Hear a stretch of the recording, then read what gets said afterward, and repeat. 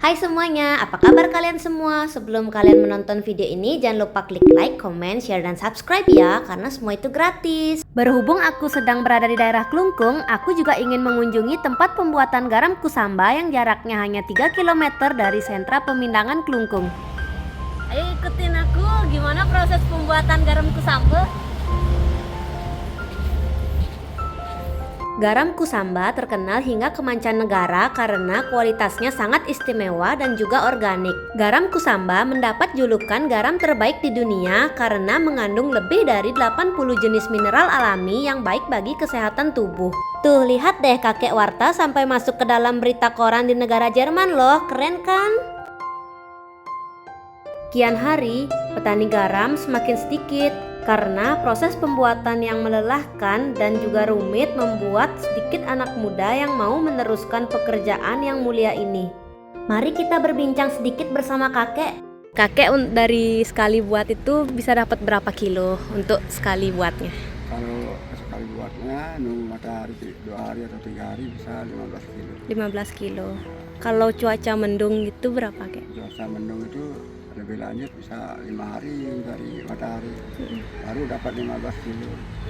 Untuk pengambilan airnya ada caranya nggak? Kayak air yang gimana ambil, nggak bisa langsung aja ke dalam ngambil gitu.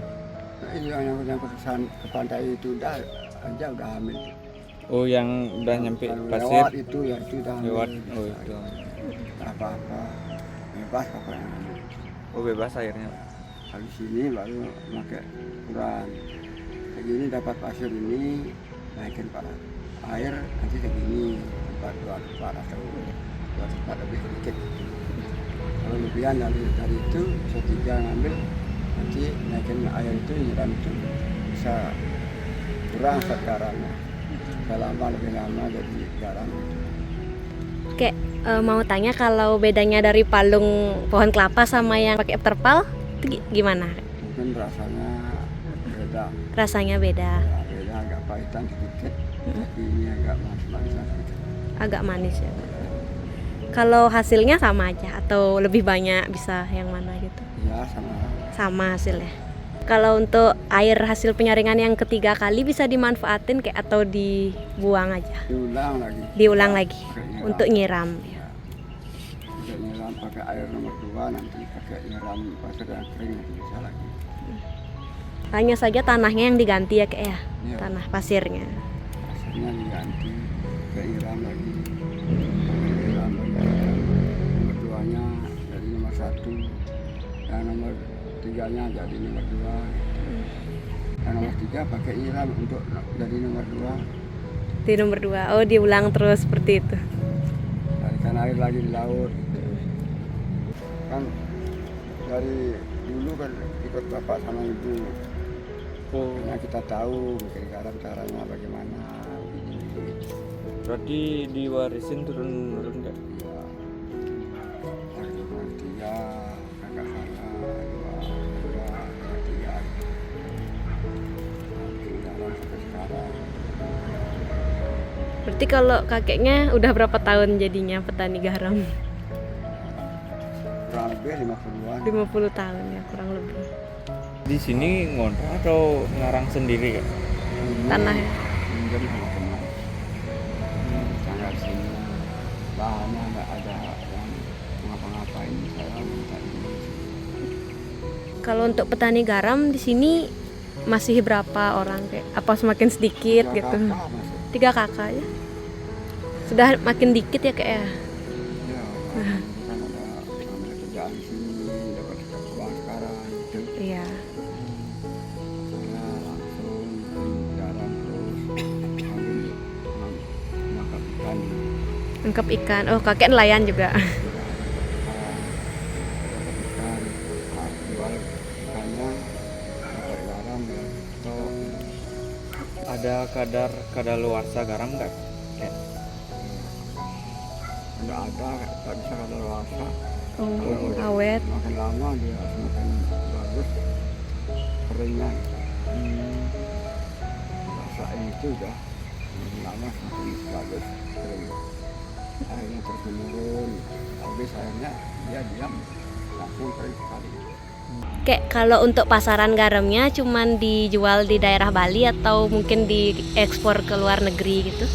Menjual dan dampingnya di sini, tapi ada orang dari Gianyar misalnya, Iya. dari mana, dari bawa ke Jepang, bawa ke Jakarta. Garam kusambal ini banyak diekspor ke mancanegara, salah satunya yaitu Jepang. Kita mau jadi petani garam. Nih, lagi satu. Udah siap. Ayo kita panen garam. Ini alat yang akan digunakan untuk mengambil air laut, namanya timba. Dahulu ini dibuat menggunakan daun lontar yang dikeringkan. Karena cepat rusak dan busuk, maka kini daun lontar sudah tidak lagi digunakan. Ayo belajar membuat garam bersama kakek Warta. Di musim penghujan seperti bulan lalu merupakan sebuah tantangan bagi petani garam. Karena untuk membuat garam kusamba ini sangat diperlukan sinar matahari yang sangat terik untuk menguapkan air laut yang nantinya akan menjadi butiran-butiran kristal garam yang cantik. Pertama-tama ambil air laut dengan menggunakan timba. Proses ini cukup melelahkan dan juga panjang karena kakek Warta harus bolak-balik mengambil air laut dan membawanya ke atas beberapa kali.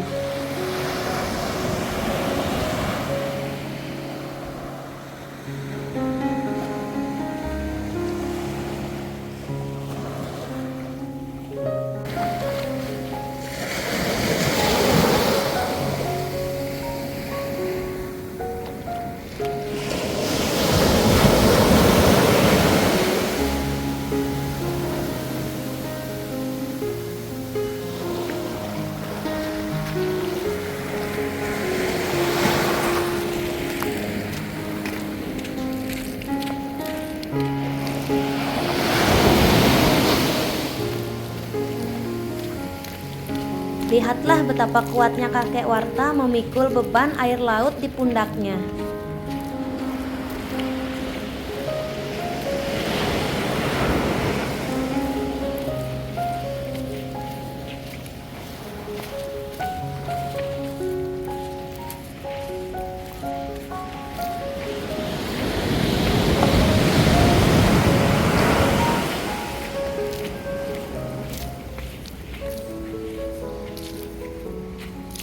Kemudian air laut mulai disiramkan sedikit demi sedikit di atas petak tanah yang nantinya akan dikeringkan dan diambil pasirnya untuk dimasukkan ke dalam bak yang kemudian nantinya akan disiram dengan air laut kembali.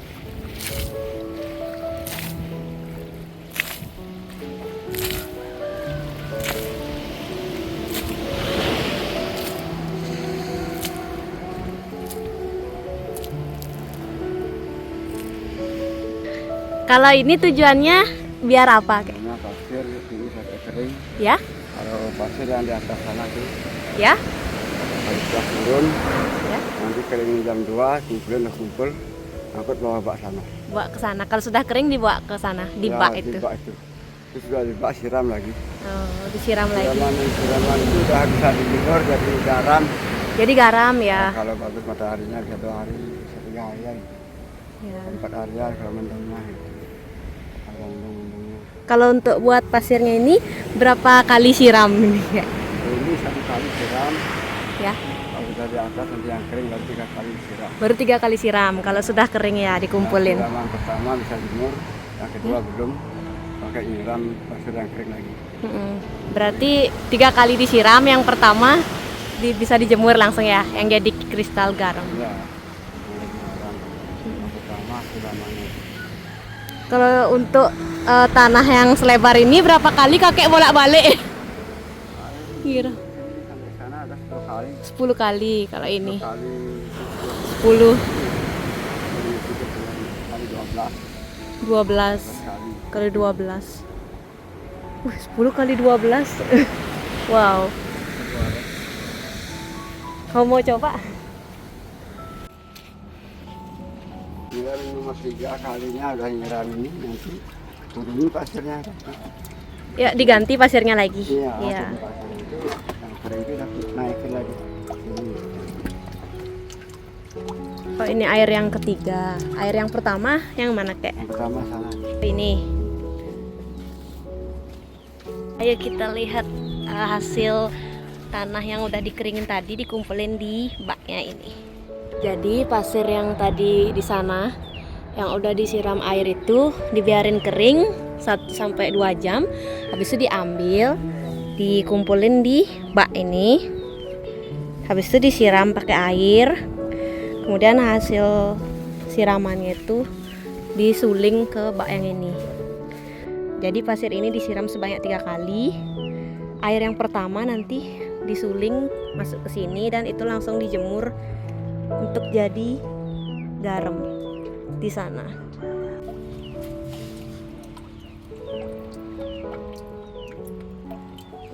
Ini ember yang dipakai untuk ambil air hasil sulingan tanah pasir yang tadi, dan siap untuk dikristalkan di bawah matahari.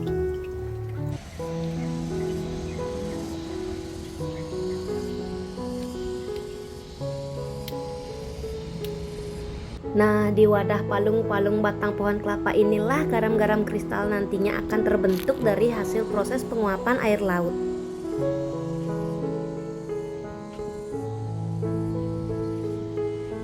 Tuh, lihat sudah banyak garam yang mengkristal kan?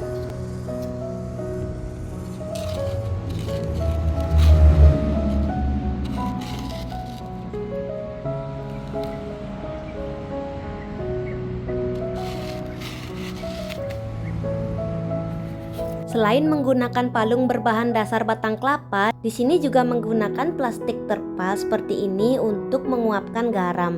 Tentunya hasilnya akan berbeda dengan yang menggunakan palung dari batang pohon kelapa. Menurut kakek, garam yang dihasilkan dari proses pengeringan menggunakan plastik rasanya sedikit lebih pahit daripada yang menggunakan palung dari batang pohon kelapa yang cenderung menghasilkan garam yang memiliki rasa sedikit manis. Kalau kata kakek sih ada manis-manisnya sedikit. Nah, ini bentukan kristal-kristal garam yang dihasilkan dari proses pengeringan dengan menggunakan terpal plastik.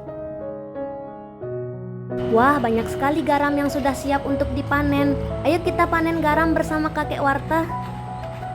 Ini masih isi airnya ya? Iya, kasih airnya. Air makanya sehari pakai. Iya. Ini berapa lama dari proses air sampai membentuk kristal garamnya? 2 hari ya. 2 hari jemurnya ya. Kalau mendung lebih lama ya kak ya? 3 hari 4 hari. Gantian ya kek, sekarang aku mau mencoba untuk memanen garamnya sendiri.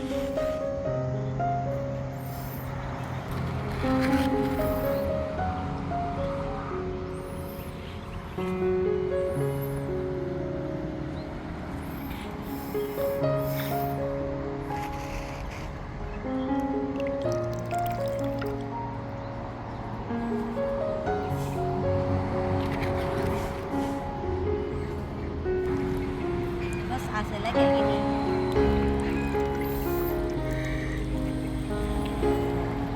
Mau tanya dikit kak, untuk pengkristalan dari air berapa lama ya? Kalau dari airnya katanya kata kakek 1-2 hari kalau cuaca lagi cerah kayak gini. Tapi kalau lagi mendung bisa 3-4 hari. Tapi untuk info lebih lanjutnya tanya langsung ya ke kakeknya.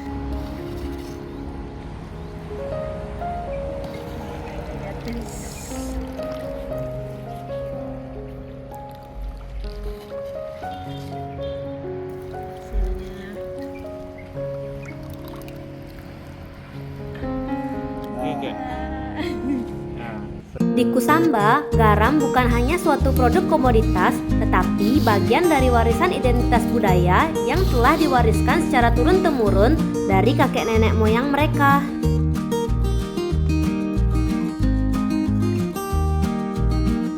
Sebagai bentuk apresiasi dan turut melestarikan garam Kusamba ini, sebaiknya kita membeli garam Kusamba ini dan menggunakannya sebagai kebutuhan sehari-hari kita seperti kebutuhan memasak di dapur. Untuk harganya berapa satu bungkus di Kopa? Lokal 20. Lokal 20.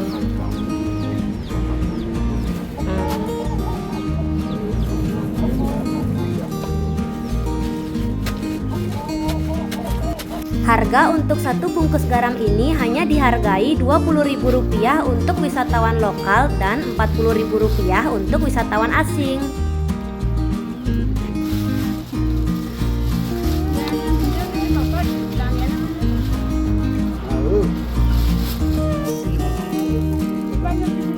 Yeay, aku akhirnya beli garam, sambal langsung dari tempat buatnya. Jadi sekalian belajar juga. Jadi tahu cara proses pembuatannya, ternyata susah banget, dan petani garam di Kusamba itu semakin hari semakin berkurang karena susah dan lamanya prosesnya. Kalau kalian mampir ke Kusamba jangan lupa beli garamnya ya. Sampai jumpa.